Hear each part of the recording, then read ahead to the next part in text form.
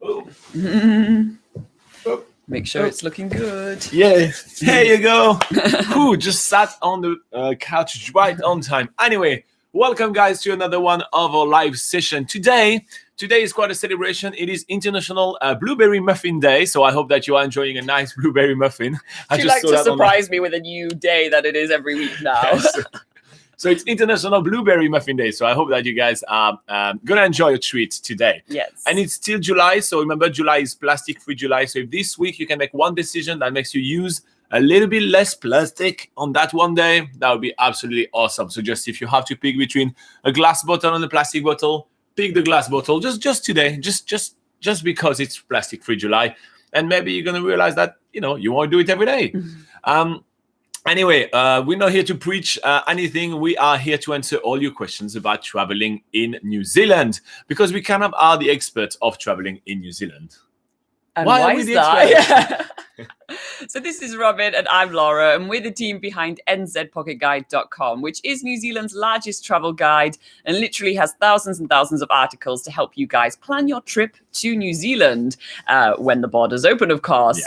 Yeah. But yeah, whether you're traveling on a 2-week road trip around the country or you're staying here for a full year doing a working holiday, we cover all that sort of stuff on NZPocketGuide.com. So make sure you check that out. But if you're not really into reading loads and loads and loads of words, then we also do this nice live Q&A session every single Sunday at 8 a.m. New Zealand time. So you guys can come along and ask your New Zealand travel questions. And just so you know, for times around the world, like I say, it's 8 a.m. New Zealand time on a Sunday. But in the UK and France, that's on a Saturday evening around 9 and 10 p.m. In the US, that's Saturday around the afternoon at 4 p.m. EST or 1 p.m. PST. In India, that's bright and early on a Sunday morning at 1:30 a.m. And in Australia, that is also pretty early at 6 a.m. So if you do miss our live Q&A session, we compile the questions that we've got in the comments section of any of our YouTube videos. So if you have your own questions, make sure to put them in the comments if you missed the live session. But otherwise, the best place to come and ask your questions is right here on the live chat. So yeah, go ahead and ask your New Zealand travel questions. There you go. So we're starting with Steve K that says, howdy from Texas. Howdy, cowboy. Howdy. How are you doing, Steve? Thank you for joining us another week. We have Anthony Comstock that says Morena from California, USA. If you guys don't know what Morena means, it actually means good morning in Maori, which is native language here in New Zealand. I think, Anthony, you learn it from Extreme Talota that says it every Sunday. So hey, it looks like awesome. You're at least learning something from our live Q&A sessions. So that's good. That's positive. That's pretty awesome. Himav says, hey, do you guys know when the border will open? Himav, I replied to all your questions on the comments of all the videos this morning. So if you want to check those out, I also gave you a link to a video in which we gave a prediction on when we think the borders will open. And we will do a video update on that because we actually think it's going to be even a bit later than what we originally predicted. Just due to the fact that there is some extra hard work in Australia and everything. And also, you've got to keep in mind that in New Zealand, we do have a major national election in September, which may completely change the course that the government decide to take on this current crisis. So right now, there is absolutely no announcement, so there's no official information, and we have a prediction based on information, and we detail which information we're basing our prediction on in the video that I linked for you in your comments, or you can find it. It's the latest coronavirus related video that we published. So it's big, bright, red, yellow. If you look at our videos, you can't really miss it. They're pretty bright. Shiri Rushworth say hello from Australia. Hey Shiri, how are you doing? How's it going in Australia? Are you guys still warm and cozy? Because it's winter right here in New Zealand and we are goddamn cold. It's very cold. And Adil Mullah says Morena as well. Hey, cool. How are you doing, Adil? I hope Extreme Talota actually comes on and sees everyone saying Morena. Yeah. I think that would make his day. I bet there's going to be one day he doesn't show up. Yeah, that'd be quite funny. All right, so while you guys are getting started with some questions about traveling in New Zealand, we are going to go through some questions that we received throughout the week. And we got a couple of questions this week, which are quite interesting. And one of them is from Candice, which is currently in Australia. So that may interest you, Sherry. So Candice says, good morning, Laura and Robin. Thanks for all the help in video. It is so great. I like the website too. If you don't know, the website is nzpocketguide.com. It's all free, full of information. I am from Germany and I live in Australia right now. When I can, I want to come to New Zealand to be an au pair. Do you guys have any tips on how can I find one really quickly? Yes, we do have some tips. We do have some tips for you. So being an au pair in New Zealand is actually quite easy. And there are some really easy ways to get an au pair job quite fast. And there's also a few things that you need to be aware when being an au pair in New Zealand. And Laura is kind of like your au pair expert here at nzpocketguide.com. So we're going to be answering this question through Laura. So here, Laura, talk to Candice. Okay, so the first reason why being an au pair in New Zealand is quite easy is because the way that you can work in New Zealand as someone that's under 30 years old and from a specific country that's on the working holiday visa scheme for New Zealand is that it's pretty easy to get a working holiday visa. So as long as you can get a working holiday visa to New Zealand, that means you are legally able to work in New Zealand. And usually in different times and different circumstances, it's usually very easy to get. So that's the first thing to note. If you've got a working holiday visa to New Zealand, then finding an au pair job is going to be pretty easy from there. Obviously, there's loads of reasons that you want to be an au pair in New Zealand. It's for those of you who don't know, it's allowing you to work and live with a host family who have children, and you basically provide a childcare service for the family. You get a full wage, and you also get all your living and food supplied for by the family, and you get depending on which route you take to get your au pair job, you'll get a whole lot of different sort of inclusions as well. So it's kind of like a really good way to have a job but actually save a lot of money and have a really good cultural experience working in another country, and obviously some amazing childcare experience as well, if that's the sort of field that you want to go down for your own career. Some of the other tasks that may be included in your job will also be some household tasks as well. So sometimes there's a little bit of cleaning, dishwashing, this kind of thing. Sometimes doing the laundry, basically doing all the things that you can do while you're at home and you take care of a kid. Yeah. And driving back and forth to school as well if some of the kids are in school. So you've got to go and pick them up and come back. Yeah. So I'll go through a little bit more about what sort of duties to expect a little bit later, but we'll just go through the sort of two main ways that you can get an au pair job in New Zealand. The first way you can do that is by going through an au pair agency. There's quite a few au pair agencies in New Zealand, and these basically connect you with host families, and they provide all sorts of other different services as well. For instance, an au pair agency that we like is Au Pair Link. They actually have the largest network of au pairs and au pair hosts. So they're usually really good at, putting people with the right families and the right hosts and making sure everyone has a good time. And because we'll put a link to them in the description below if you guys want to sort that out. And you can register with them. It's mostly free to register with them as well. So yes, it's kind of handy. I'll just talk a little bit more because you're saying that you're coming from Australia. If you're coming from Australia or New Zealand, or you're already in New Zealand, you actually get to use their services for free, which is obviously really handy. I just want to point something. So you have to just be in Australia or in New Zealand. You don't have to be Australian citizen or New Zealand citizen. You can be a person with German or an American or something, being currently in Australia when you apply, or being currently in New Zealand when you apply. So you can just fly to New Zealand, apply to them there, and then you will be free.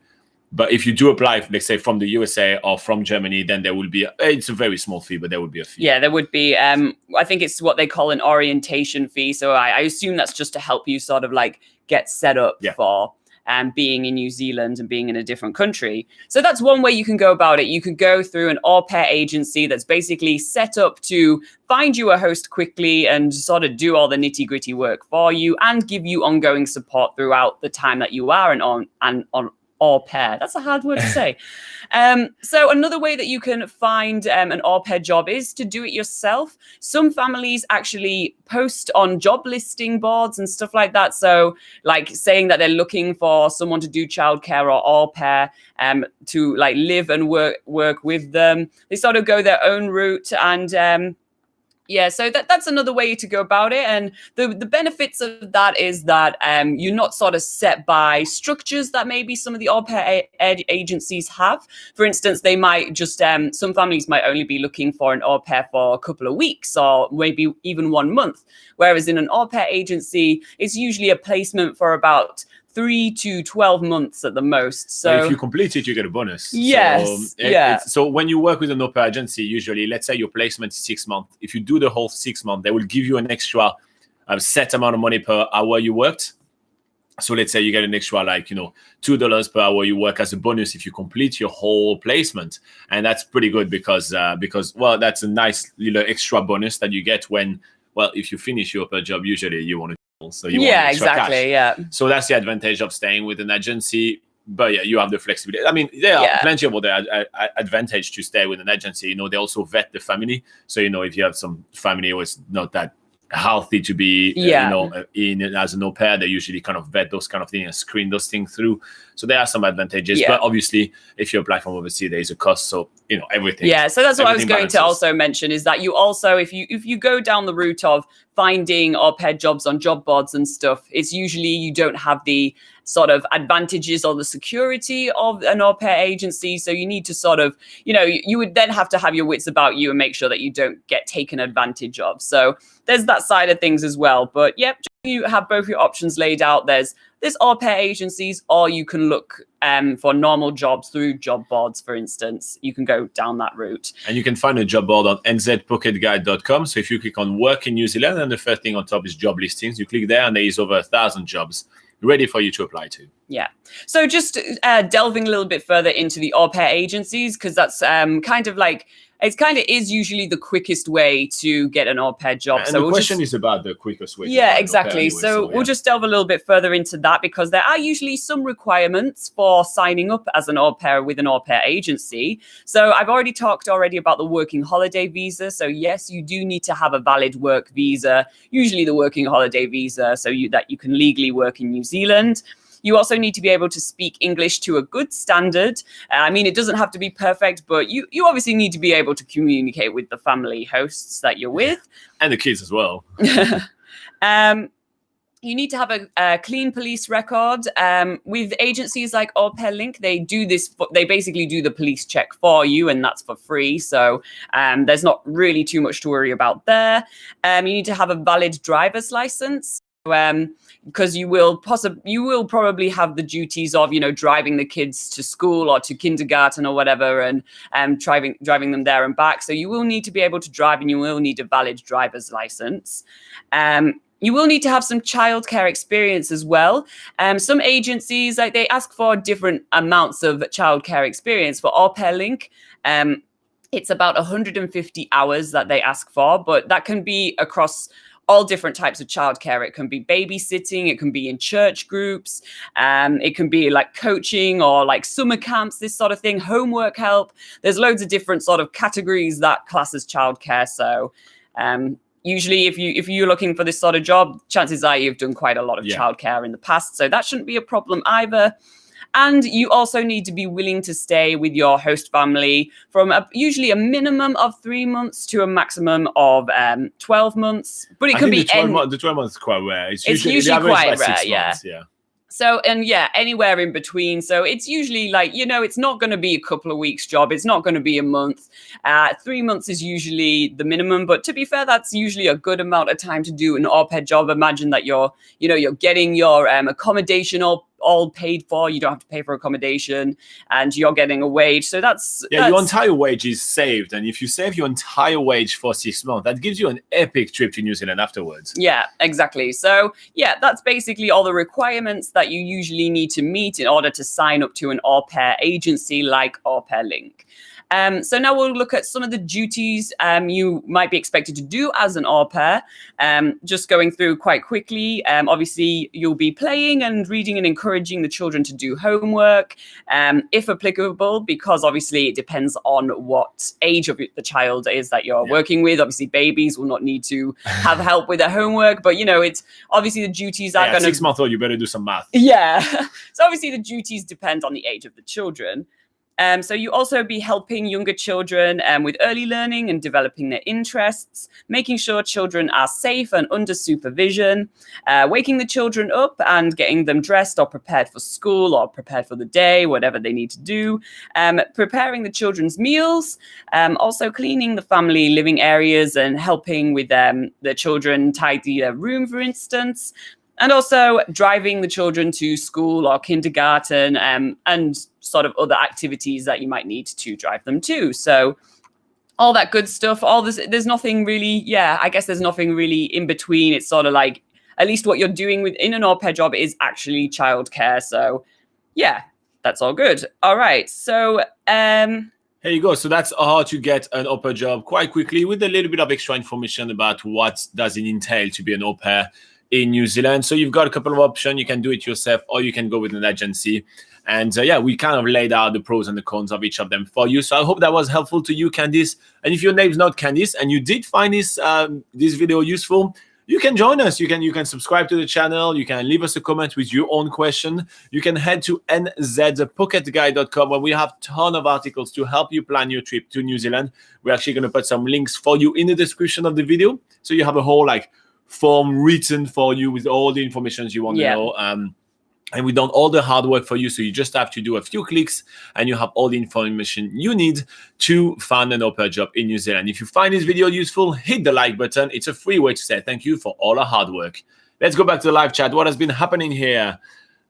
Sherry Ruthworth say, I really hope the travel bubble opens soon. We're going okay in Australia, but I think we're slowly getting a second wave, unfortunately.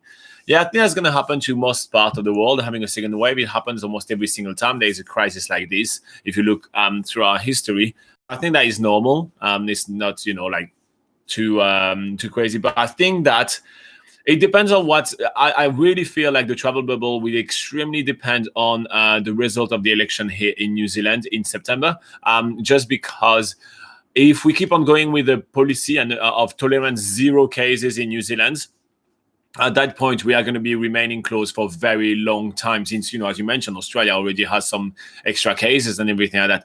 However, if New Zealand has built a strong health system, being able to cope with a few cases and control community outbreaks, some countries which are dealing with it quite decently, then at that point, the border will open a little bit earlier.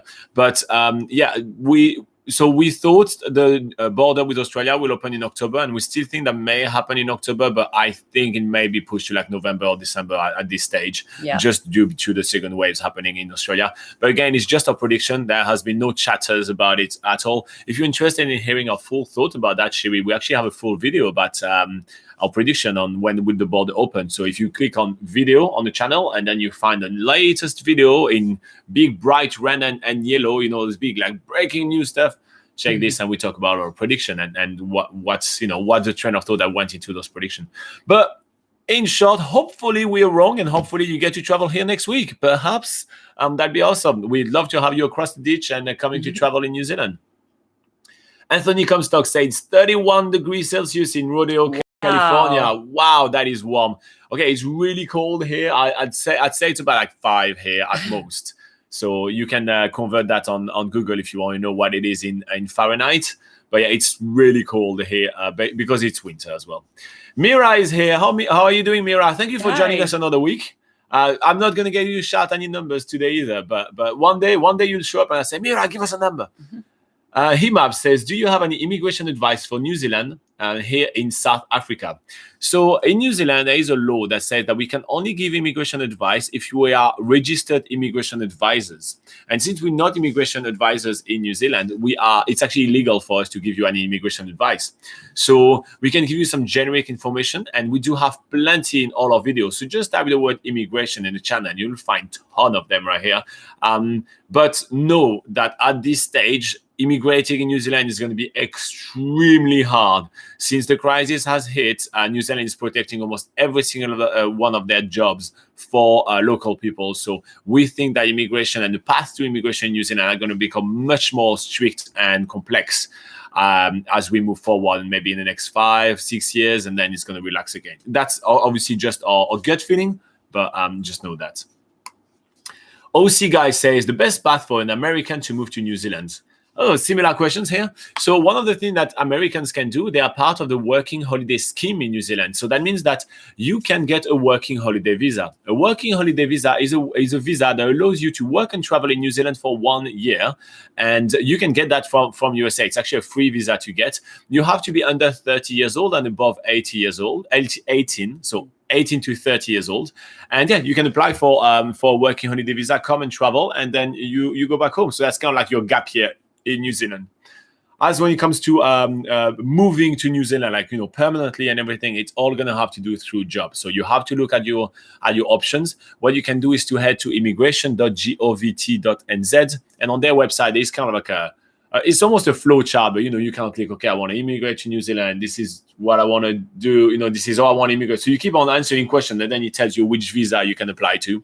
But expect extremely long delays and extremely tight, how do you say, criteria right now. Yeah. So be aware of that. Biagio says, greeting for Belgium. Hey, how are you doing? And then we have also Anthony that shouts, if you wanted to move to New Zealand, do they have an age limit or what? I like all caps messages. Yeah. If you want to move to New Zealand, do they have an age limit? So it will depend on the type of visa that you're getting. So if you're getting, for example, a working holiday visa, it has the condition that you have to be between 18 and 30 years old, for example, and that will allow you to come to New Zealand for only 1 year. So every single one of the visa have different conditions. If you want to come to study in New Zealand, I don't think there's an age limit, but you need to study for a certain amount of hours, and you can only work for like very small amount of hours, like I think 12 hours a week or something. So you have to kind of balance it out, and every visa will have different conditions. So I can't just tell you right now, yes, you have to be under 45. It's not how it works. Every different visa has different condition. Himanshu says, hi guys, what do you think about elections? Which party is going to win? Let me look in my crystal ball right here. Oh, I see. Ooh. I think Kiwi Birds and Takahe are going to win. Oh. Yeah. So, obviously we're a travel channel. We're not really politics experts. And also, we can't predict who's going to win. So, I don't know. Who do you think's going to win? Yeah, I think, they're just going to fight it like PR-wise, like the party which is currently in charge has used, obviously, her presence, because she's in charge right now, to gather quite a lot of good publicity for handling crisis and this and that. So, that worked to her advantage. But obviously, because it has hurt quite a lot the economy, you get the other party that says, well, I can do things differently and save the economy. So, it depends what people are going to be prioritizing. And I don't think anyone can make prediction. Look, you know what I mean? Even if some of the country where they put millions and millions and millions of dollars into trying to do prediction, like what they did in the USA during the last election, everybody was saying one person's going to win and then the other person won. Yeah. And so, I feel like us two idiots on the couch right here, I don't think we can make any prediction to know that. Because you get $1 million companies that are not able to predict that in other places. So I wouldn't venture a guess. I have no idea. Yeah, and elections are always so surprising to us anyway. We're always very shocked by who actually ends up in power and stuff. So we obviously never who we vote for. It's never who we vote for. So so there's obviously we're not the best people at predicting this sort of thing. Biagio says, I planned my trip in February to go to New Zealand from the 15th of December to the 25th of January. I hope it will not be cancelled. Well, fingers crossed for you. Yeah, fingers crossed for you. But I would encourage you to actually check out our videos when we are actually talking about what I think is going to happen, which country will open or not, and take action accordingly. I will strongly advise you to watch that video so you see, what may happen or not, because you said you were from Belgium. It is not, it's not official whatsoever, right, Bia? But what I'm saying is it is not our prediction that the border will be open for Belgium by the 15th of December when you're traveling. Actually, it's not even a prediction that it will be open by the 25th of January. We actually have predicted that Belgium will open later than that because we put Belgium within most of Europe.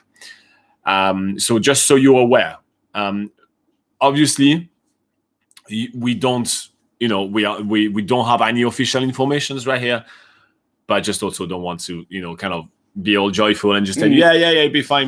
So I will still, if I were you, still take a wait and see approach, but I will also have a contingency plan in case that get cancelled. So I will only kind of cancel my trip. You say you're traveling on the 15th of December.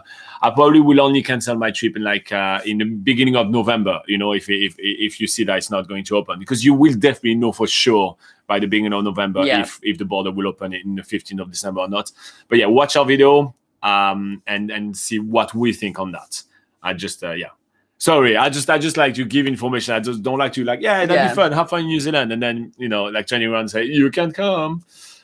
Okay, Daniel Nunez says, thank you for doing this. I really enjoy your channel. Oh, you're very welcome, Daniel. That's really nice. And that's really awesome that you give us a comment.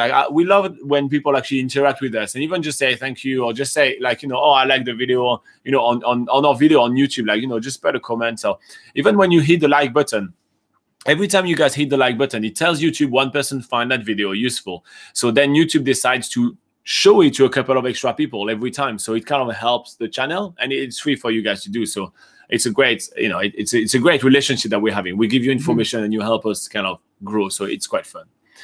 Himab says, where you permanently live in New Zealand? So we are in the central North Island. So we are where everything happened. It's kind of really central in middle. There is nothing there. And then we can travel very quickly to everywhere. So the good thing with New Zealand is that you're never really far away from anything. I think there's no place in New Zealand is more than 3 hours from the sea. Is that correct? Yeah. So there is no place in New Zealand that you have to drive more than 3 hours to go to the sea, right? It's 3 or 2 hours. I'm not sure, but yeah. But there is a saying like that, right?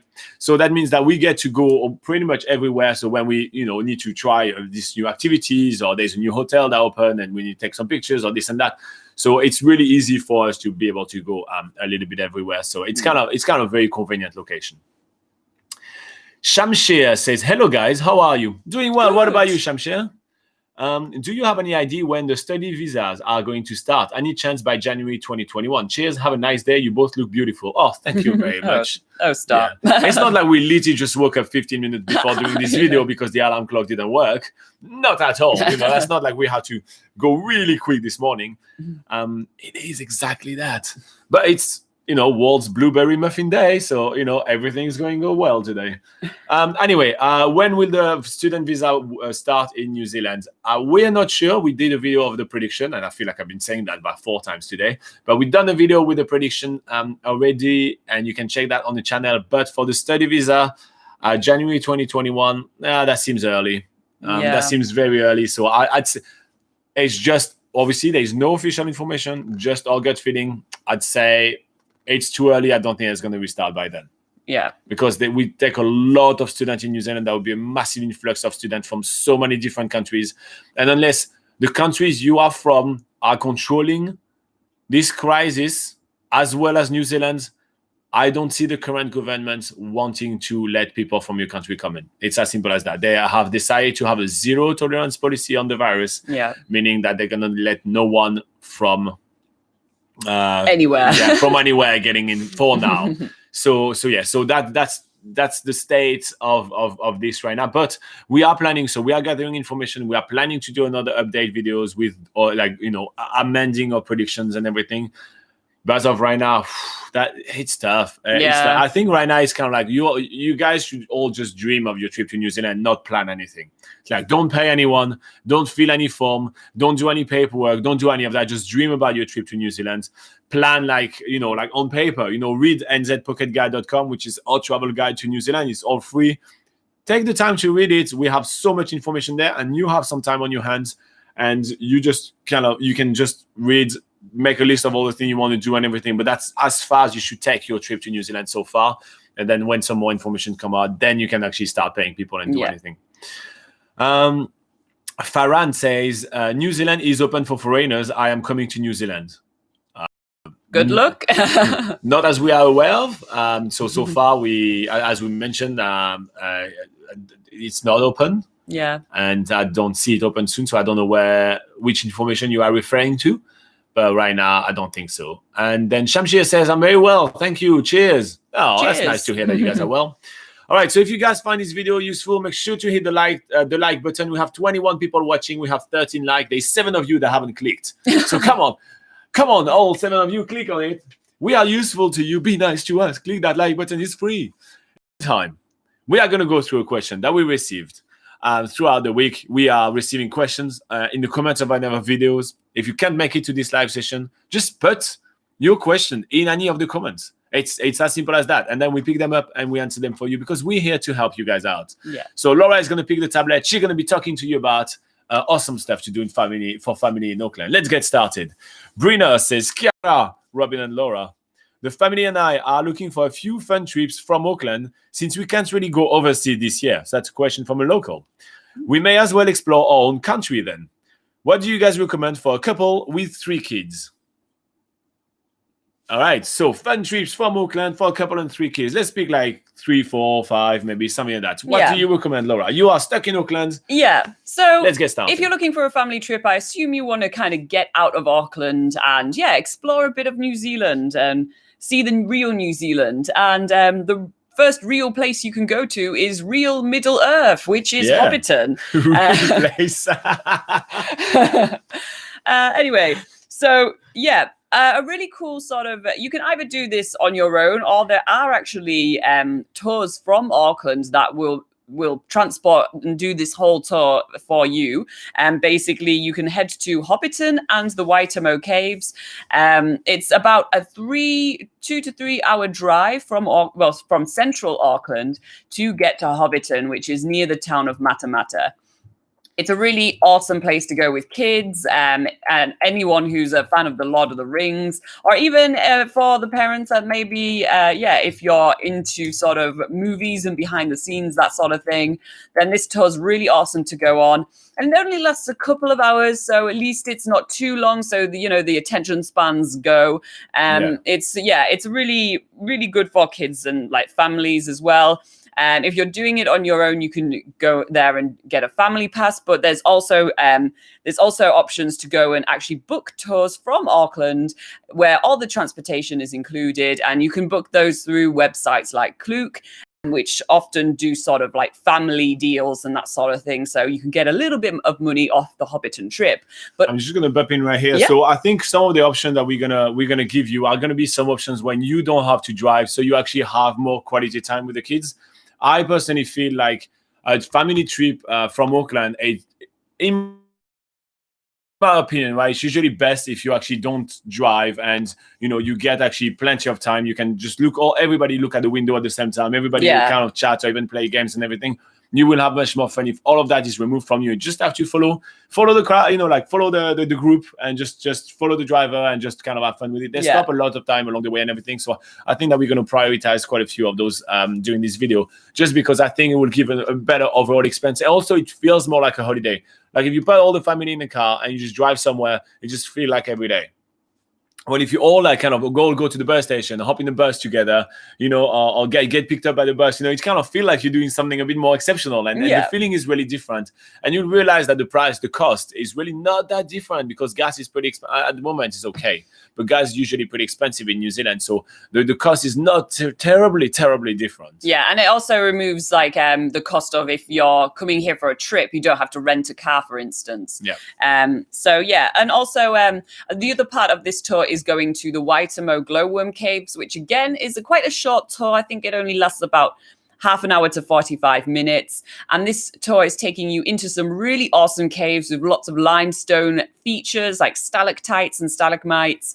And also at the end of the tour, you get into a boat and you go into this underground river where you just have this whole galaxy of glowworms above your head. It's absolutely incredible. It looks like you're in space. It's really surreal.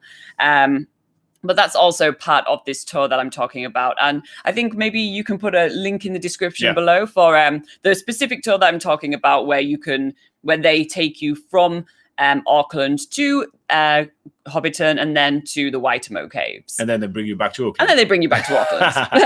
That is an important. All right, so that's your option 1. You go to the Waitomo Caves and to Hobbiton. It's kind of a nice day trip. It will take you about 11 hours total, but since you're not driving, it's going to be quite fun. Yeah.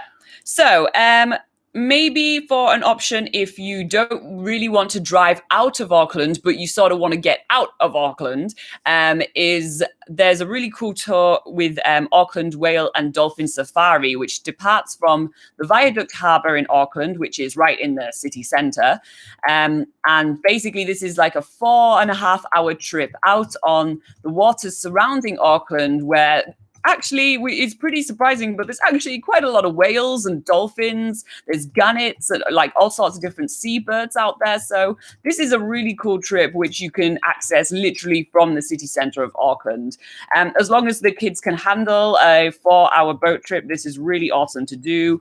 And yeah, you're with on the boat, there's marine biologists, and they're really, really they know exactly what they're doing. They know where to find the whales and the dolphins, and usually there's something different to see on every single trip that you go on. Robin and I have done this trip about 3 times, and we've seen incredible and different stuff. Oh my God, there's a beautiful video on this channel where you see all those whales and kind of like catching some fish and everything. It's phenomenal.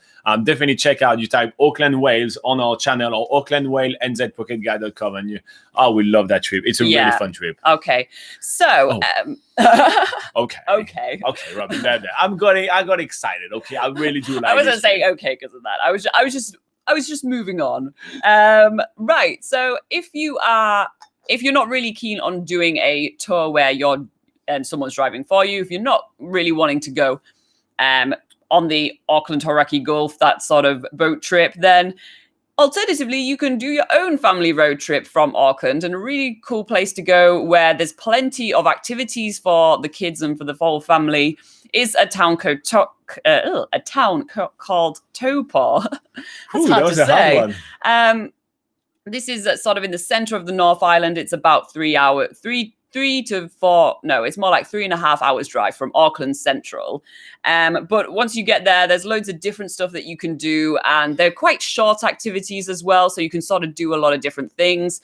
You can definitely stay for a couple of days. That would be a really good sort of weekend trip to do as a family. So we'll go through some of the activities that you could be doing. One of the things that's quite affordable to do as a family is go onto a sailing boat on Lake Taupo, which is New Zealand's largest lake. For instance, with Sail Barbary, and they can take you across the lake to go see some giant Maori carvings on the side of the lake, which is really incredible. They're about 14 meters high, I think. They're pretty amazing. And it's quite nice to just sort of relax on the boat, sort of experience the lake, because when you get to Lake Taupo, it's kind of like you always hear that it's like the largest lake in New Zealand. It's actually the crater of a super volcano, so that's pretty awesome.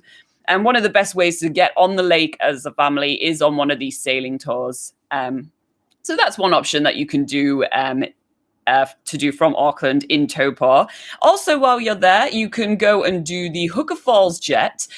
Jet boats rides are super family friendly. There's not really I don't think there's too much of an age limit on jet boat rides. They have life jackets for all sizes, for kids as well. So you're just basically sat in a jet boat. You have like an expert jet boat driver who's going to take you on a thrill ride. Kids love that stuff. Yeah. They're loving it. So they're going to like blast up to speeds of I think it's about 80 kilometers down the Waikato River. 80 kilometers an hour. Yeah, 80 kilometers an hour. And they're going to do 360-degree spins. And they're going to take you right up into the spray of the waterfall, which is Huka Falls. So you get to see Huka Falls in a whole different perspective, which is really awesome. It's a very unique view of Huka Falls. And also what's really cool when you get there is that you also get to, you don't get to, but you can go up to the car park and check Huka Falls from the top as well. So you get to check the falls from like 2 different angles. And what I would suggest is that you take the family and you stop at the car park. You go see the Huka Falls, and then you ask the kids, do you guys want to go down in the water and go check it out?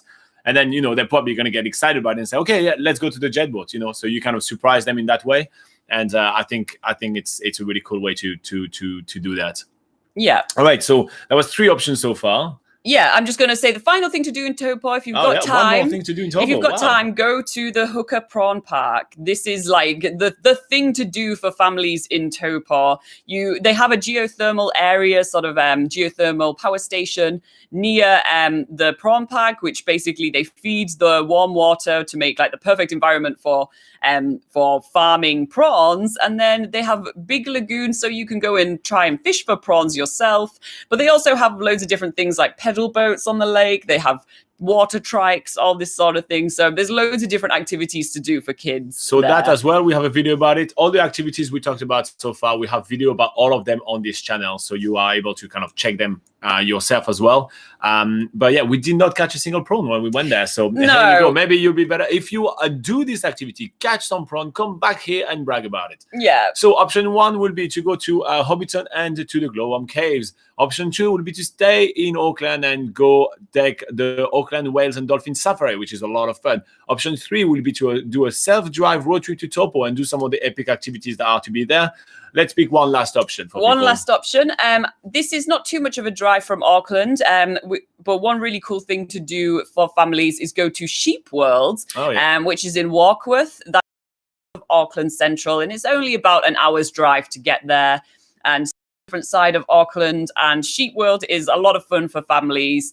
It's a really cool, like, interactive sort of farm. You get to see sheep shearing shows. You get to learn all about sort of the wool industry, which is usually quite amazing. But of course, you get to go pet the cute farm animals. I mean, what kid doesn't like to do that? And also they have various different like bush nature walks. They have a really cool sort of playground there as well, a cafe, so you can just relax and have a coffee and that sort of thing. Let the kids roam. Get you covered. Let the kid roam. You have fun. Go so have fun. This is basically the place, for families, just north of Auckland. And yeah, there's nothing really to complain about when you go there. It's just easy, fun, and there's lots of cute animals. So yeah. Here you go. So that's 4 options for you for trips to do from Auckland. If you want to know more options, find out more options, I will put a link in the description below where we give you 10 different family-friendly road trips from Auckland. And so yeah, you can just check those out and see which one kind of floats your boat. There is obviously plenty more to do from Auckland. You know, it's pretty central. There's a ton of things to do around. So I hope that you'll find something that you like within the option that we gave you right here. If you don't, check out the link in the description. Seriously, you're going to find, like, again, we talked about 4, so we can give you 6 more extra. And if you do find this video useful, hit the like button. It's a free way to say thank you for all the hard work, and it tells YouTube that this video is useful. And if you're new here, you may want to subscribe. It's a channel all about traveling in New Zealand. So if you want some inspiration, everything, yeah, go ahead, subscribe. We do videos like this all the time. Like literally, at the moment, we post about 5 videos a week. So that's pretty awesome. Yeah. All right, let's go back to the live chat. Guys, I will read everything on the live chat just so you know. I know we're falling a little bit behind, but don't worry, we will read Was I talking for too long? No, it's fine. I get a little bit too into the questions sometimes. So I will read everything and answer everything. So Farhan says, I'm coming to New Zealand. I'm planning to come to New Zealand, which is best to stay in Auckland or Wellington. Auckland is a big city, and so yeah. So if you are looking for a big city lifestyle, you want to stay in Auckland. Wellington is a bit more of a smaller kind of town. It has a bit more of a town kind of feel rather than a city, but there's still a lot of culture there. So if you're more into culture, you want to pick Wellington. If I had to take a pick, I will pick Wellington. But again, I don't really know your circumstances, so it's kind of up to you. Shiri has a good question. I'm going to hopefully be traveling to New Zealand maybe in March. That's a realistic timeline, so I applaud you, Shiri. I think that will work well. She says, I haven't booked anything yet. I'll be driving in the North Island. Do you know if there is a big difference in driving there? So Sherry is from Australia. So I lived in Australia as well. So I did a gap here in Australia as well.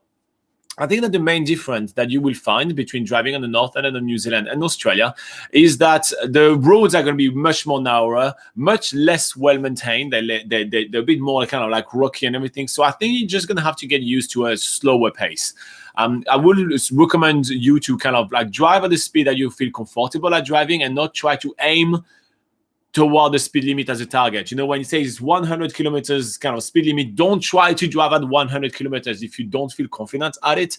I've really find that so often you get surprised by like a bit of a pothole it's really not that great. Also, what I do is that for the pothole, you just put a little bit of tarmac in it and, they fill it up. So that makes it a little bit of a bump. So it's kind of like, it's a bit of a rocky kind of drive. So that's the first thing that I will kind of say. There is also a bit more intersection than what I found in Australia. So there's a lot of like kind of like little roads coming out and everything, so kind of be aware of those things on the side all the time. And I feel like there is much more wind as well. So the wind, depending if you drive a car or a camper van, you will find the winds, like especially on the big RV, you see us maybe on the videos that we do when we travel around with an RV and everything, it moves the camper van quite a lot, and sometimes it makes it a bit tricky to travel around. Aside from that, it's about the same thing. We drive the same side of the road, and you're just gonna have to kind of get a feel for it a little bit. Do a couple of roundabouts, you see how people are driving, and get out of Auckland as soon as you can. So like that, you have a bit more peaceful driving, but still nowhere near what the traffic you will get in the Sydney suburbs or even in Melbourne after at office closing time. Anything you want to add? I was just going to say, probably Auckland's probably the worst place to drive. That's there's a lot of traffic there, a lot of roads that don't make sense. So usually the rest of New Zealand is okay to drive because the roads aren't too busy. Yeah. All right. Farhan says he's from India, Mumbai. Hey, that's cool. That's cool. Baby Burns says, I've went to explore small town in New Zealand last year, but it gets me wondering, what does people who live in small towns like Hokitika, Alexandra, Cromwell, for example, do for a living? That's actually quite a cool question. So we also do live in quite a small town. So you have some people that work for themselves. There is quite a lot of people that work for themselves. There's a contract or this and that, and they'll be able to do that quite easily. Most of our work is online. We maintain a website called NZPocketGuide.com, which is the largest travel guide to New Zealand, and we do all that work online. So we are able to do that here. There is also a lot of tradies in New Zealand. So you get a lot of people which are like builders or plumbers or electricians and all that. And at that point, they just have most of their kind of equipment all in their truck, and they can drive to like the 6 or 7 surrounding towns. They can do all that work. So there's a lot of people that do these kind of things. There's also a lot of people that do farming. So as soon as you see a plot of land, which is quite large, they probably do a little bit of farming in there. Which is quite popular as well. There is some people that can work for the Department of Conservation. So they will either do pest trapping, they will maintain all the hiking tracks and do all those kind of things. There are a lot of people that work in tourism. So a lot of people actually in New Zealand kind of work in really small town, but then they commute and they make their way somewhere. So Cromwell is maybe a little bit far, but I wouldn't be surprised if there are a few people that live in Cromwell and work in Queenstown or in places like that. They will commute all the way to go and work in places. We have a friend that lives quite far away from where she works on the southern end, and she drives about 3.5 hours every day to get there. The thing about it's quite interesting about the New Zealand culture is that New Zealanders don't mind driving really far to get somewhere, just to work, or some people are happy to drive even 2 hours to get to work. Or even to do the most mundane things. We have some friends yesterday that came over and they surprised us. They drove the total of almost 6.5 hours to just go pick up something that they could have shipped for about $50, but they were willing to drive that much to do it. New Zealanders love driving. Yes, exactly. So I just wanted to add that in. So you have that, and there's also always like 1 or 2 small shops in the town. So you also have some people that work here, and then also you have a lot of retiree people that's just kind of you get a pension as a retiree, so you just kind of enjoy your pension and just kind of work on your little plot, work in your garden, just plant a few things, go fishing from time to time, and of course. So on. Towns, they are still communities, so there's still schools, there's still usually a medical center, this sort of thing. So there's all those sort of usual sort of service jobs are usually available in small towns as well. So here you go. That's a bit of an insight into those small little villages. And where are we? Where Farhan says New Zealand national game, is it cricket or hockey? Neither. The New Zealand national game is rugby. And second is actually... It's probably cricket second, maybe? No, because golf. There is more people that play golf here. So you get rugby, you get golf, and then you get cricket. So here you go. Those are the sports. Baby Burnsy says, always love to hear you guys. Oh, thank you very much. Thanks for popping in this live session. That's always nice to have some people on board. By the way, if you guys found all our quick answer useful, hit the like button. That's always nice. Michael Double says, hey, you guys, hope you're doing well. We're doing well, thank you. What about you, Michael?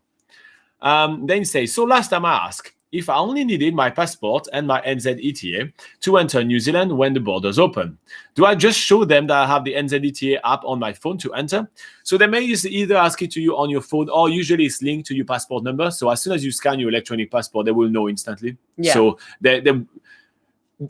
you do that in NZDT, but it's not really mentioned whatsoever. It's just done, and it's just on the computer. Yeah, it's sort of like automatic system. Exactly. Yeah. So if you don't have it, it becomes red, and they ask you questions and everything. But if you have it, you will be surprised how they probably won't even discuss with you whatsoever. Bam, scan, move on, and you're probably not even going to talk to anyone. So you'll be surprised how that works.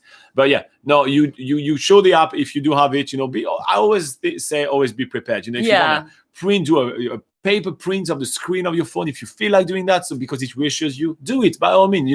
When I came to New Zealand the first time, I had an electronic visa as well. So it was a different visa than yours, but it was still an electronic one. I still printed the paper. It's fine. It just made me feel better. Yeah, when just in case. When I arrived over there, the guy just looked at me, looked at the passport, and said, "Gone."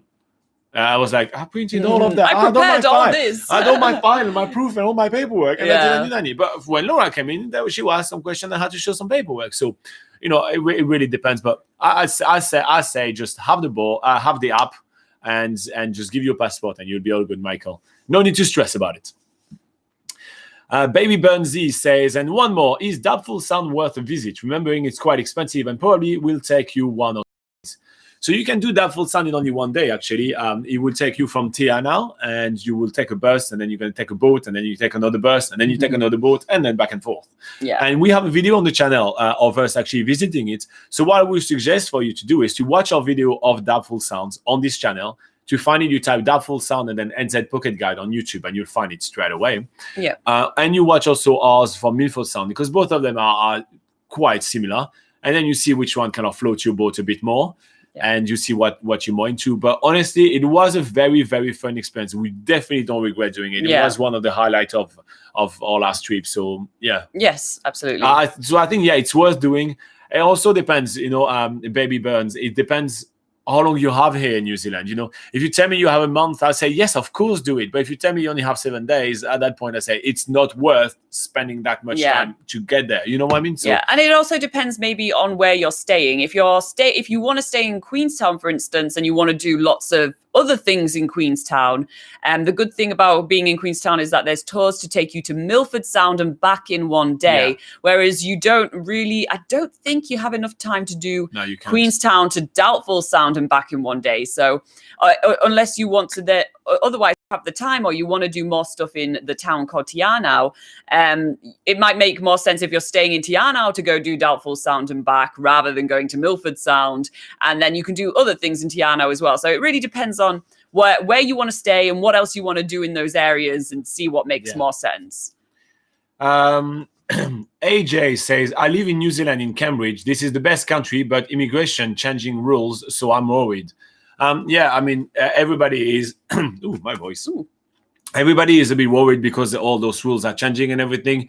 But I think everything is going to stabilize in about 5 to 6 years. So, that may just mean that some people will have to go back home and then come back later. And, those kind of things will probably happen. It's a sad side consequence of this crisis. And I don't think anyone's going to be able to do anything about it. Farron says, New Zealand Prime Minister Jacinda Ardern is the best president in the world. That is an opinion. She definitely is really good at, she's a politician. So she's really good at showcasing what she does and do a lot of public relations and advertise herself very well. Yeah. Ganesh Khan says, hi, we are planning to go to Queenstown in August on the first week for 4 days. Glenorchy, Milford Sound, Wanaka, Tekapo, Mount Cook. Is there any other places? Thanks, Ganesh. 4 days, you do Glenorchy, Milford Sound, Wanaka, Tekapo, Mount Cook. Are you spacing yourself in Queenstown to visit all those areas? Because that would be a lot. I think I don't want to add any other places for you, Ganesh. I think that's a lot. Hopefully, if I can recommend anything is if you go to Queenstown and then you do your trip like I would remove Glenorchy. Honestly, I would remove Glenorchy because that's going to be just too much. And you'll see similar sceneries when going to Milford Sound. Yeah. So I would remove Glenorchy. I do 1 day trip to go to Milford Sound. I wouldn't go to Wanaka at all, just because it's really similar, and I don't It's think you similar should to go to Wanaka. Queenstown, yeah. So you do 1 day to go to Milford Sound, then you do a road trip, and you do Tekapo, Mount Cook, and you maybe you spend 1 night in Mount Cook, and then you drive your way back to Queenstown if you want to get back to Queenstown. But that's how we'll do it. So we'll do 1 day Milford Sound, 1 day enjoying Queenstown, 1 day driving from Tekapo to Mount Cook, and you drive and you stop in different places, right? You spend 1 night in Mount Cook, and then you drive from Mount Cook back to Queenstown the next day, and that's my 4 days. And like that, you get to do way more gymming on the way, from Tekapo to Mount Cook as well. You don't have to stress too much about it. And for example, on the day down, on the way driving down, you stop at Lake Tekapo, you enjoy the hot pools and everything, and you arrive in Mount Cook at night. And you check into your hotel and you check the beautiful stars because it's a World Dark Sky Reserve. So you enjoy some of the most amazing dark skies in the world. And then the next day, you can do a hike in Mount Cook or do one of the activities. There is an epic glacier hike to do, or you can do the heliplane, which is fantastic. And we have a full guide on Mount Cook with some recommendation there, and then you drive back to Queenstown. I think that's how we'll do it. Yeah. So you do 1 day Milford Sound, 1 day you explore Queenstown, you enjoy the town. 1 day you drive from Queenstown to Mount Cook. You stop in Lake Tekapo and you enjoy the hot springs and the scenery there. And you finish in Mount Cook. And then when you're in Mount Cook, you enjoy the stargazing. Then the next morning, you wake up in Mount Cook. You do one of the maybe glacier heli hike on the Tasman Glacier, or you do a ski plane and you land on the glacier. Then you come back down and you drive your way back to Queenstown, and that's like the end of your 4th day. Yeah. That's how I will do 4th day in Queenstown with most of the stuff you have to do. Glenorchy, you will see similar sceneries when you go to Milford Sound. Yeah. So you don't need to go to Glenorchy. And Wanaka is just a tamer version of Queenstown. So just enjoy Queenstown. Don't go all the way to Wanaka. No, that is it's not a bad place, right? It's just like if you have only 4 days, this is how I would do it. Yeah. And to go all the way to Milford Sound, because after you have a long drive to go to Mount Cook, I will actually do one of those buses that take you from Queenstown. They drive you all the way down. You do the cruise in Milford Sound, and you drive back up. So you don't have to drive since you have such a long drive to the next day. Yeah, and that way you only need to rent a car for 3 days instead of 4, so you can save a bit of money. Actually, even 2 days, because like that Yeah. Two full days, and so you can enjoy Queenstown just on foot. You don't have to have the car. Boom! Look at that. We sorted out your trip. Hopefully, that's what you were asking. Yeah. Let us know if that was useful, or if you like that, or if you're like, hell no. Hell no. What are you guys talking about? Yeah. All right. Patrick Leo says, tell about exchange program there. Exchange program. You mean student exchange? There are plenty of them. One of the really famous one is the Boston University in the US. They do a lot of exchange students with Auckland, but there's a ton of different exchange It's usually something that you have to organize through the university that you're at back home. And your university will be able to help you sort out both, all the, finding your courses and everything like that, as well as doing all your visas and everything. So it's all kind of a bundle and all done for you. To be fair, exchange programs with New Zealand are one of the easiest thing to do. You just tell your university you want to go to New Zealand, do an exchange. They tell you what's available. You give them money, they do everything. And then they fly you there. You have a handler. When I used to live in Auckland, I was friends with a couple of handlers from a couple of different places. I was quite friends with one of the handlers for the Boston University, and he's fantastic. I think he's still doing that as well. He's fantastic. He really takes care of them like his own children. It's really cool. Mm-hmm. And they do parties and stuff like that. It's really a lot of fun. Yeah. You also can do internships. There is a lot of internship as well, where you can be placed in New Zealand company just to do an internship, and you do a little bit of work, a little bit of studying as well on the side. So we used to have interns when we used to be in Auckland as well. So it's quite fun. Yeah. I think you may want to ask more specific questions, Patrick, if you want more information. Right now, we kind of of course trying to give you stuff that we know. But, there's also options to do like cultural exchange, work exchange, this sort of thing. There's loads of different sort of websites which do that sort of thing, like Woof NZ or Work Exchange, I think it's called, or Work Abroad. If that's what you mean, that's a different thing, obviously. So let us know more specifically what sort of exchange you are meaning. Himab says North Island versus South Island. You should just type that on YouTube. We actually have a video exactly of that, where Laura and I battled it out. North Island versus South Island. And I won't spoil it for you. I won't tell you who wins. But yeah, we kind of debate this one together. So you may want to watch this video. It's kind of actually it's a fun video. I think we should update it. We should do it again at some point. But what is there to update? The I don't mountains know. are still in the South Island. The volcanoes are still in the North Island. What else? Fine. What else do we need to say? Joshua, hey Joshua, it's been a while. How are you doing? Thanks for popping in again. He says, do you know of any good places in North Island to go fossil hunting? I love both extinct life of New Zealand. That's really interesting. Yeah. I don't know of the North Island, but I do know on the South Island there is Fossil World. We went there. We have a video about it. Duntroon. It's in a town called Duntroon in the it's near Oamaru. I've forgotten what the valley is called. Waitaki Valley. Waitaki Valley. Just type fossil on the channel. Just type fossil and NZ Pocket Guide. You will find a video of us kind of going. There is a museum. There is some places where you can go check like some caves and everything. Yeah. And actually around the area there is quite a few fossil. And if you chat with the guy at the museum, he will take you a hunt for fossil. He's really amazing. But that's on the South Island. Yeah, I was going to say, for the North Island, one of the best sort of things we've done for, looking at fossils and stuff is whitewater rafting tour on the Mohaka River. This is in, you were surprised? Yeah, I was like, I forgot about it. Yeah, that's cool. Mohaka River, yeah. This is on a road, it's a little bit, maybe about 45 minutes away from Napier, the town of Napier. And yeah, the Mohaka River rafting, they take you down this river, which has some amazing fossils that you can see, loads of different sort of ancient seashells and stuff in the sort of carved out of the river. You can go into sort of little mining tunnels that have been sort of started to be mined, then abandoned, but then you can sort of see all the fossils and stuff in there as well. I remember you took us in there as well. Yeah, we have a video of that as well. But so he stopped the raft and it took us inside the tunnels and everything. It was really cool. So you can check that out on YouTube as well if you just search Mohaka rafting NZ Pocket Guide. Just Mohaka NZ Pocket Guide. Let's be honest, we don't have 20 videos. Yeah, you could do Mohaka. Yeah, Mohaka NZ Pocket Guide. If you search that on YouTube, you can see the video of us whitewater rafting and checking out all the amazing sort of the shells and the fossils in the side of the river gorge, which is really incredible. Yeah. Baby Burns says, thank you very much. I will watch it now. Almost 4 a.m. here in Indonesia. Go to bed. What? But I always love to watch you guys live every week. Oh, that's really nice. Thank you very much. Farhan says, New Zealand wildlife. There is a lot of really unique wildlife in New Zealand. So yeah, you're right there. That's a good point for New Zealand. Yeah. Sherry says, what do you recommend the drive between Taupo and Wellington? We actually already have a video about that very question that we answered, and we give like about 10 different options. Yeah. So I would recommend you to watch this video. But from the top of my mind, you can stop around the Tongariro National Park, which is just south of Lake Taupo. And there's a lot of hike. You have the Tongariro crossing that will take you, 8 hours to finish. That may be a bit long, but you can check out the volcano from there. You can check out a lot of really short walk. You have the Tawhai Falls walk, which is extremely short, which is really nice.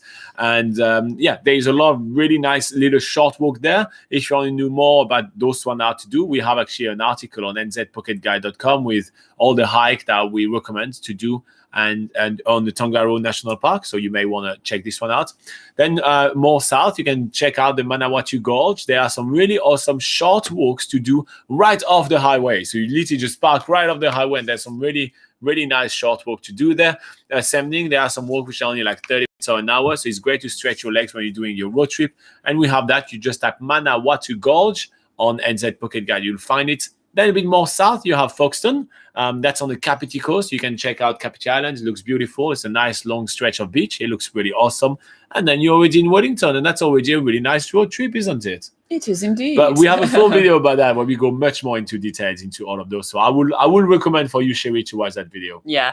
Also on nzpocketguide.com, basically when you're planning your trip and you're looking down State Highway 1 between Taupo and Wellington, have a look at some of the town names, because what I did for NZ Pocket Guide was I had a look at the sort of the main towns on the way down to Wellington, and I've done like a little top 10 list of like the top 5 things to do in this town, in this town, in this town, because all those little towns, they're not really well known for much, but there are a couple of cool stuff you can do over there. So so make sure that, if you're looking at the map and you're like, oh, I wonder what there is in Mangaweka, we do have articles on pretty much all those towns on the way down to Wellington. We spend way too much time traveling around New Zealand. Yeah, it's a problem that we need to treat.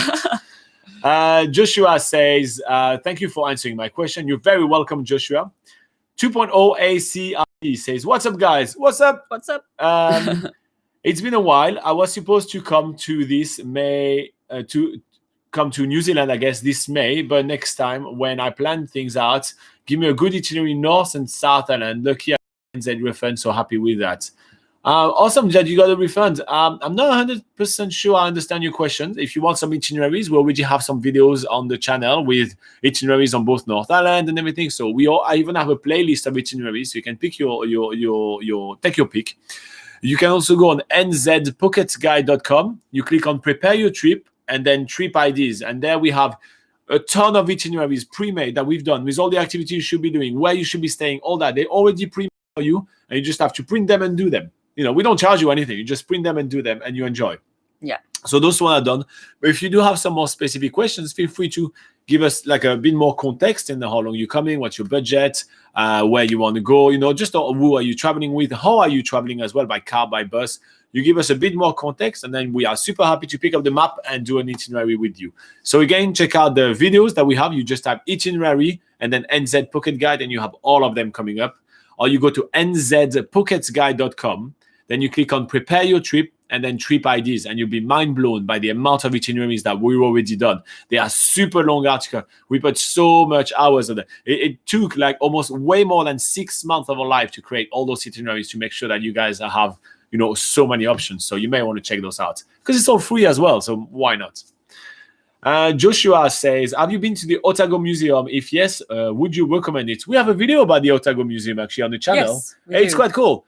I love the part where we did experiments, with the gas that was making the flames. I love that. I think that was in like the children's section of the museum, but we had fun in the children's section. Yes. There was a section with so many butterflies as well. I think it's still for children, but so many butterflies. It was really they have awesome. like an exotic tropical garden or something. Yeah. But what I really like about the museum, one of my favorite, was the part where you can follow like the settling of New Zealand, which was quite interesting. So New Zealand was settled, or the theory is that they came from all the Polynesian cultures, and the Maori landed here in New Zealand. And so you have a section of museum where you can kind of follow that kind of journey and where they will come from and everything. And you have basically an understanding of early New Zealand. It's quite fascinating. So I don't think the museum is expensive. It's free to go to sort of, there's the main sort of museum, which is free, but then they do have sort of side exhibitions, which you do have to pay a little bit for. I think the butterfly garden you do have to pay for. Also, there's like a planetarium, so you do need to pay for the planetarium as well. But most of the museum and most of the stuff that they have, it is free of charge. So if you're in Dunedin anyway, definitely go check it out. I definitely recommend it if you are in Dunedin. I mean, if I was not in Dunedin, I was going there especially for the Otago Museum, I probably wouldn't do that. I would do other things. I would do other things in Dunedin, but if you're in Dunedin anyway, it is free. It's really awesome to go check out.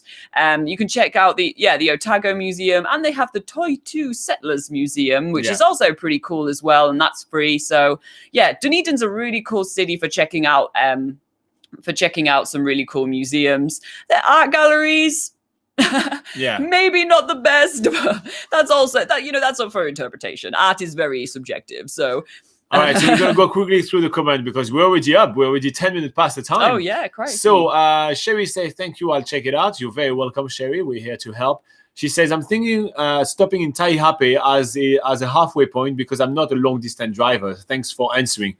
Well, if I were you, I would stop in the Tongariro National Park and then in Manawatu Gorge. That give you like shorter distances to drive.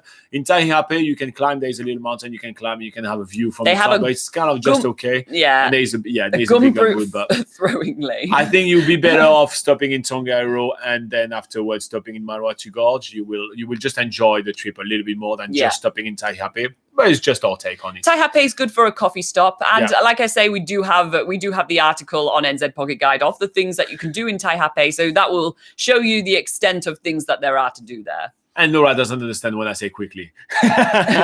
So I'm doing the question. Sorry. We just love talking about New Zealand. Ganesh says, thank you so much, guys. I just planned yesterday my base in Queenstown, so driving from there. Is there anything in Queenstown City to see? Yeah, walk around town, check Lake Wakatipu, which is on the side of the lake. There's really a lot of things to do in Queenstown. That's why in what we recommended, you have a full day to just walk around Queenstown. Say, do you think one day can cover Wanaka to Mount Cook? No, Wanaka is one way, Mount Cook is the other. No, you can't do that. And on top of that, you shouldn't. It's way too much. Yeah. Don't go to Wanaka. Just pick Mount Cook. Driving back and forth to Mount Cook is going to be a really long drive. I don't think that's going to be that enjoyable. But if you're really dedicated, yes, you can. Yeah. But you will have to leave really early morning and drive back. Yeah. But don't do Wanaka to Mount Cook. In your itinerary right here, the first thing that I was suggesting to remove is Wanaka. Okay, don't. If you stay in Queenstown, he really wants to see that Wanaka tree, Robin. No, there is no way you're going to Wanaka just to see a tree in the lake. Come on. So I would suggest not to go to Wanaka. And I will go to, I will do the other thing that you had in your plan. Just because just the drive to Wanaka and come back is just not worth hopping in the car, basically. Yeah. Just you better off taking a day to just enjoy Queenstown. Yeah. And there's a ton of things to do just right from Queenstown. You can take a jet boat literally right from the lake. There's really a ton of things to do in Queenstown. Yeah. Joshua says, thank you. I'll check the channel now. You're very welcome. And Sherry says overnight in Taihape. Okay. Yeah, definitely you can do that. So yeah, you can go from Taupo to Tongairo. You enjoy that, and you go and then you stay in Taihape. Yeah, you stay at night Taihape. Yeah, that makes sense. And you could go check out the giant gumboot. Yeah. Anyway, I hope that this was helpful to everyone. This video is meant for you guys, and it's by you guys, right? We only do that because you guys are asking us questions. So keep on asking us questions. What you can do is if you watch this video as a replay, just put your questions in the comments. We'll print them and we'll answer them for you the next time we're live on the video. Or just join us live. It's every single week at Sunday, 8 a.m. New Zealand time, which are those times around the world. So in the UK and France, that's on a Saturday evening around 9 or 10 p.m. In the US, on a Saturday afternoon at 4 p.m. EST and 1 p.m. PST. In India, that is on a Sunday morning at 1:30 a.m. And in Australia, that is also on a Sunday morning at 6 a.m. And we'll conclude with Mira's comment. I say, thank you so much. I really enjoyed the video. Thank you, Mira. You're always the kindest. I love it. Cool. All right, guys. Thank you very much. Have a lovely week. We'll see you next week. And in the meantime, you can find us 24/7 on www.nzpocketguide.com, in which you can pick our brain and find all the knowledge that we have about New Zealand. We're doing a ton of update at the moment, and we are preparing you guys a nice surprise with a ton of new content. So it's www.nzpocketguide.com. In the meantime, have a good week. Bye-bye. See you next week and stay safe. Oh, and enjoy Blueberry Muffin Day and Plastic Free July.